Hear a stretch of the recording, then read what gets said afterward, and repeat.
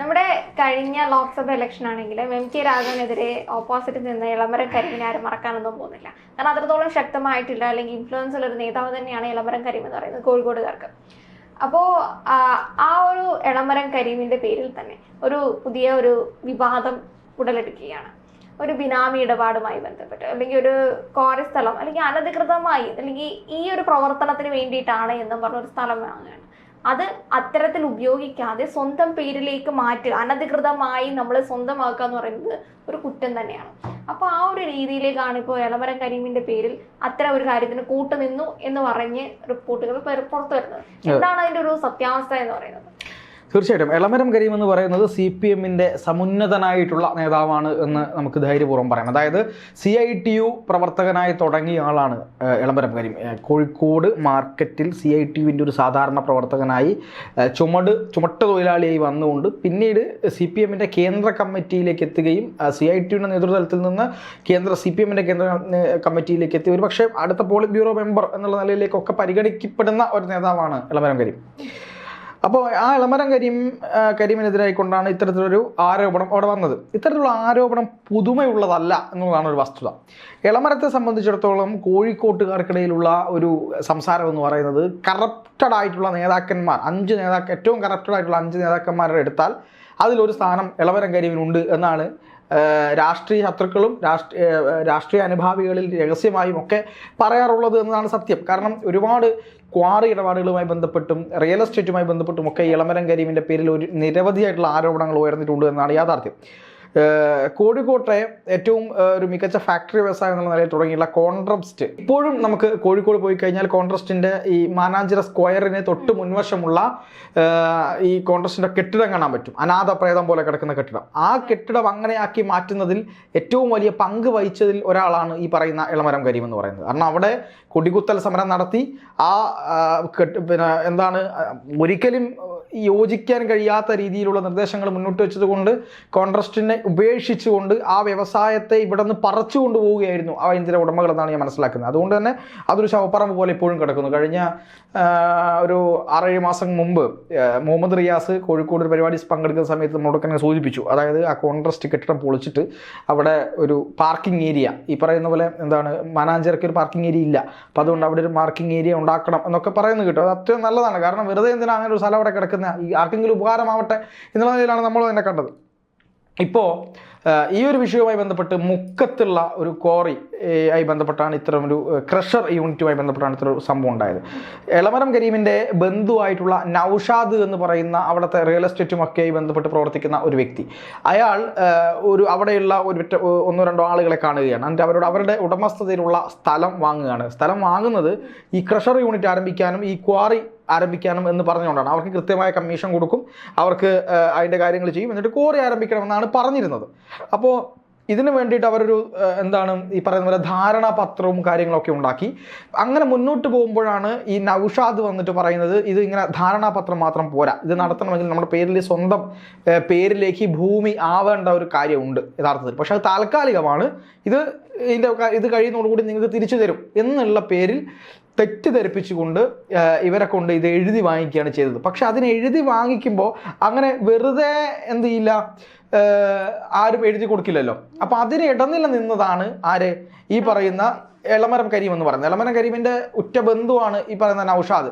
പക്ഷേ പുറത്തു വരുന്ന ആരോപണം എന്ന് പറയുന്നത് ഇത്തരം കാര്യങ്ങൾ നൗഷാദ് ചെയ്യുന്ന ഒരു കാര്യവും നൗഷാദിന് വേണ്ടിയിട്ടല്ല എന്നും, ഇതെല്ലാം ഇളമരം കരീമിൻ്റെ ബിനാമിയായിട്ടാണ് നൗഷാദ് ഇത്തരത്തിലുള്ള എല്ലാ പ്രവർത്തനങ്ങളും നടത്തുന്നതെന്നാണ് ഒരു ആരോപണം വരുന്നത്. അപ്പം ഇവർ ഈ സ്ഥലം കൊടുത്തു, പക്ഷേ പറഞ്ഞ സമയമായിട്ടും ഈ പ്രവർത്തനം അവിടെ ആരംഭിച്ചില്ല, ക്രഷർ യൂണിറ്റിൻ്റെ കാര്യങ്ങൾ തുടങ്ങിയില്ല, ഇവർക്ക് യാതൊരുവിധ വാടക കാര്യങ്ങളും കൊടുത്തില്ല, പണം കൊടുത്തില്ല, ഒന്നും ചെയ്തിട്ടില്ല. അപ്പോൾ ഇവർക്ക് വലിയ ബുദ്ധിമുട്ട് വന്നു. അപ്പോൾ അങ്ങനെ ഇവർ പോലീസിൽ പരാതി നൽകുന്നു. പോലീസിൽ പരാതി നൽകിയ സമയത്ത് ഈ സ്ഥലം അങ്ങനെ തന്നെ ഇട്ട് മറ്റ് കാര്യങ്ങൾക്ക് വേണ്ടി ഉപയോഗിക്കാനുള്ള ശ്രമം നടത്തുന്നു. പക്ഷെ ഔദ്യോഗിക രേഖകളിൽ ഇവർ ഈ സ്ഥലം വിറ്റതായിട്ടാണല്ലോ കാണുക.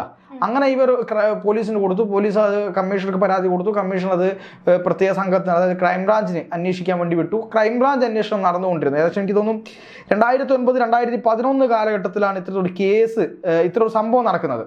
ആ സംഭവം നടന്നതിന് ശേഷം 2013 മുഖ്യമന്ത്രി ഉൾപ്പെടെയുള്ളവർക്ക് ഭൂമി നഷ്ടപ്പെട്ടവർ പരാതി നൽകി. 2013 മുഖ്യമന്ത്രി എന്ന് പറയുന്നത് ഉമ്മൻചാണ്ടിയാണ്.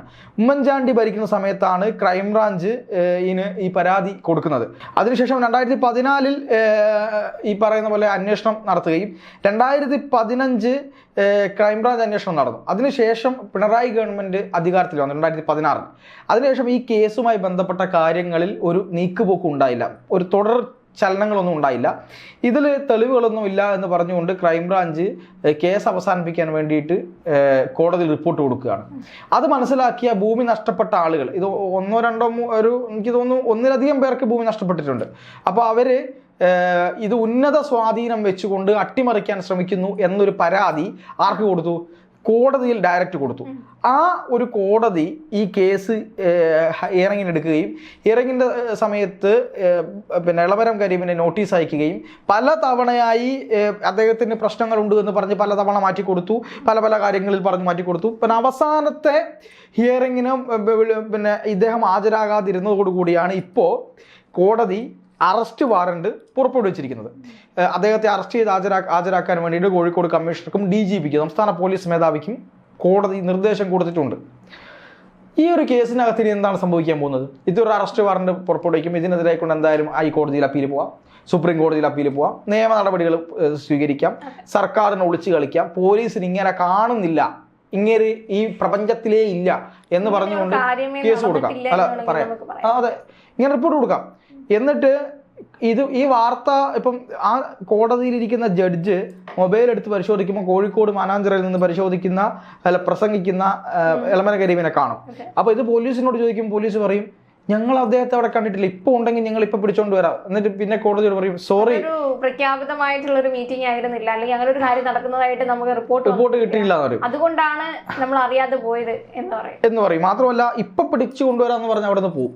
എന്നിട്ട് അവിടെ എത്തുമ്പോൾ ഞങ്ങൾ അവിടെ എത്തുമ്പോഴേക്കും അയാൾ അവിടെ നിന്ന് മുങ്ങിയിരുന്നു, ഞങ്ങൾ കണ്ടില്ല, എല്ലാ സ്ഥലത്തും വല വിരിച്ചിട്ടുണ്ട് എന്ന് പറയും. ഇങ്ങനെ കോടതിക്ക് തന്നെ അറിയാം ഇതൊക്കെ വെറും ഉളത്തരങ്ങളാണ് എന്നുള്ളത്. അപ്പോൾ അതുകൊണ്ട് കോടതി അന്തിമ വടിയെടുക്കുന്നത് വരെ പോലീസ് നിന്നിട്ട് കൊണ്ടുവന്നുള്ള യാതൊരു സംശയവുമില്ല. ഇത്തരത്തിൽ തൊഴിലാളി വർഗ പാർട്ടി എന്ന് പറഞ്ഞുകൊണ്ട് എല്ലാ തരത്തിലും ആളുകളെ പിന്നെ കമ്മ്യൂണിസത്തിന്റെ പേരിൽ, മതേതരത്വത്തിന്റെ പേരിൽ പ്രയോഗിക്കുന്ന ആൾക്കാരായി മാറുകയാണ് അവര്. സ്വന്തം ജീവിതത്തിൽ എല്ലാ മുതലാളിത്തവും പറയുമ്പോൾ നേരത്തെ പറയുന്ന പോലെ കമ്മ്യൂണിസത്തിന്റെ ഭാഗമായിട്ട് തൊഴിലാളി വർഗത്തിനോടൊപ്പം എന്ന രീതിയിലേക്ക് പറഞ്ഞു വെക്കുകയും ആ രീതിയാണ് ഇവർ മുന്നോട്ട് കൊണ്ടുപോകുന്നത്. അപ്പോൾ അതുകൊണ്ട് ഈ മതേതരത്വവും കമ്മ്യൂണിസവും തൊഴിലാളി വർഗവും ഒക്കെ പറഞ്ഞുകൊണ്ട് ഇനിയും ആളുകളെ ഇങ്ങനെ ക്യാപ്സൂളുകൾ ഇറക്കി അടിമകൾക്ക് ഇരിക്കാമെന്നും അല്ലാത്ത ആളുകൾക്ക് അത് കേട്ട് വോട്ട് ചെയ്യാമെന്നും അല്ലാതെ ഇവിടെ ഒരു മാറ്റവും വരാൻ പോകുന്നില്ല എന്നുള്ളതാണ് യാഥാർത്ഥ്യം. ഇതിൽ വേറൊരു കാര്യം എന്ന് പറയുന്നത്, ഈ ലളിത ജീവിതം നയിക്കണമെന്നാണ് കഴിഞ്ഞ പാർട്ടി കോൺഗ്രസ് വരെ പറഞ്ഞിരിക്കുന്നത്. CPMകാർ ലളിത ജീവിതം നയിക്കണം. കോഴിക്കോട്ട് അങ്ങാടിയിൽ ഒരു ചുമടെടുത്ത് തുടങ്ങിയ ഒരു നേതാവ് ഇന്ന് പാർട്ടിയുടെ അഖിലേന്ത്യാ നേതാവ്, അഖിലേന്ത്യാ തലത്തിൽ പാർട്ടിയൊന്നും ഇല്ലെങ്കിലും അഖിലേന്ത്യാ നേതാവ് എന്ന ഒരു ലേബൽ അദ്ദേഹത്തിന് കിട്ടുകയും അദ്ദേഹത്തിൻ്റെ കാറ് ഏറ്റവും മികച്ച, ഏറ്റവും വില കൂടിയ കാറുകളിലൊന്നാണ് എളമരം കരീമിൻ്റെ കാറ് എന്ന് പറയുന്നത്. അദ്ദേഹം രാജ്യസഭ MP ആയിരുന്നല്ലോ. അപ്പോൾ ആ രീതിയിൽ എല്ലാ സൗകര്യങ്ങളും ഉള്ള ഒരു നേതാവിന് കുറച്ചധികം ആളുകളുടെ ഭൂമി നഷ്ടപ്പെട്ടാലോ കാര്യങ്ങൾ നഷ്ടപ്പെട്ടാലോ ഒന്നും അവിടെ ഈ തൊഴിലാളി വർഗ സ്നേഹമോ പിന്നെ ഈ നമ്മുടെ കമ്മ്യൂണിസ്റ്റ് പാരമ്പര്യത്തിൻ്റെ ഉദ്ബോധനത്തിൻ്റെ കാര്യങ്ങളൊന്നും വരില്ല എന്നുള്ളത് നമ്മൾ കണ്ടറിയാം. അല്ല, നമുക്കത് കണ്ടാൽ മനസ്സിലാവും. മാത്രവുമല്ല, ഈ തെരഞ്ഞെടുപ്പ് രാഷ്ട്രീയ സമയത്ത് കോഴിക്കോട് MK രാഘവനെ പ്രതിരോധിക്കാൻ വേണ്ടിയിട്ട് വർഗീയത ഇളക്കി വിടുകയും അവിടെ പാലസ്തീൻ അനുകൂലമായിട്ടുള്ള കാര്യങ്ങൾ ഒരു ദിവസം ഒരു സുപ്രഭാതത്തിൽ പെട്ടെന്ന് പാലസ്തീൻ അനുകൂല പരിപാടി ഒരു സുപ്രഭാതത്തിൽ സംഘടിപ്പിക്കുകയും പിന്നീട് കരീം ക, രാഘവേട്ടന് പകരം കരീം ക എന്ന് പറയുകയും, അതായത് നോക്കണം, കമ്മ്യൂണിസ്റ്റ് പാർട്ടിയുടെ ഭാഗത്താണ് ഇത് വരുന്നത്. രാഘവേട്ടൻ എന്ന് നോർമലി വിളിച്ചതാണ് ആളുകൾ, അല്ലാതെ ഒരു മതത്തിൻ്റെ പേര് വിളിച്ചതല്ല. പക്ഷെ അതിന് ബദലായിട്ട് കരീം ക പോസ്റ്ററുകൾ കൊണ്ടുവന്ന് ഒട്ടിക്കുകയും അത് ചീറ്റിപ്പോവുകയും ചെയ്ത സ്ഥലമാണ് കോഴിക്കോട് എന്നുള്ളത് കൂടി ഇവർ മനസ്സിലാക്കിയാൽ മതി.